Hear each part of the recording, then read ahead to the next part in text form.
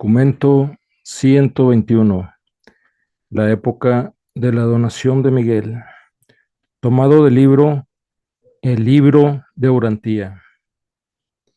Soy el intermedio secundario que estuvo en otro tiempo vinculado al apóstol Andrés y actuó bajo la supervisión de una comisión de 12 miembros de la Fraternidad Unida de los Intermedios de Urantía, patrocinada conjuntamente por el director que preside nuestra orden y por el Melquisedec mencionado anteriormente. Estoy autorizado a redactar la narración de los actos de la vida de Jesús de Nazaret, tal como fueron observados por mi orden de criaturas terrestres y tal como fueron después parcialmente registrados por el sujeto humano que estaba bajo mi custodia temporal, sabiendo cómo su maestro evitó tan escrupulosamente dejar testimonios escritos detrás de él. Andrés se negó firmemente a multiplicar las copias de su relato escrito. Una actitud similar por parte de los otros apóstoles de Jesús retrasó considerablemente la redacción de los evangelios. Número 1. Occidente en el siglo I después de Cristo. Jesús no vino a este mundo en una era de decadencia espiritual. En el momento de su nacimiento, Urantía estaba pasando por una reactivación del pensamiento espiritual y de la vida religiosa como no se había conocido en toda su historia anterior desde Adán, ni se ha repetido en ninguna época posterior.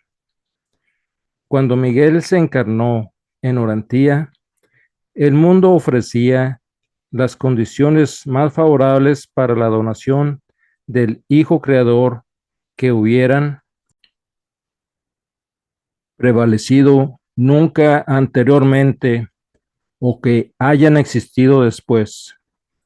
En los siglos inmediatamente anteriores a esta época, la cultura y el idioma griegos se habían extendido hacia Occidente y Oriente Próximo, y los judíos, como eran una raza levantina de naturaleza mitad occidental y mitad oriental, estaban sumamente capacitados para utilizar este marco cultural y lingüístico a fin de difundir eficazmente una nueva religión tanto en el este como en el oeste.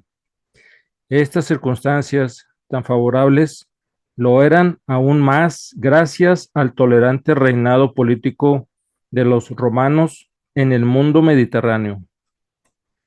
Toda esta combinación de influencias mundiales se encuentra bien ilustrada en las actividades de Pablo, que siendo un hebreo entre los hebreos por su cultura religiosa, proclamó el evangelio de un Mesías judío en lengua griega, mientras que él mismo era ciudadano romano. En Occidente no se ha visto nada comparable a la civilización de los tiempos de Jesús, ni antes ni después de aquella época. La civilización europea fue unificada y coordinada bajo una triple influencia extraordinaria. Número 1. El sistema político y social romano. Número 2. El idioma y la cultura de Grecia y hasta cierto punto su filosofía. Número 3. La influencia en rápida expansión de las enseñanzas religiosas y morales de los judíos. Cuando Jesús nació, todo el mundo mediterráneo era un imperio unificado. Por primera vez en la historia del mundo, había buenas calzadas que conectaban entre sí muchos centros principales. Los mares estaban limpios de piratas y una gran era de comercio y de viajes avanzaba rápidamente. Europa no volvió a disfrutar de un periodo así de comercio y de viajes hasta el siglo XIX después de Cristo. A pesar de la paz interior y de la prosperidad superficial del mundo greco-romano, la mayoría de los habitantes del imperio languidecía en la miseria y la pobreza.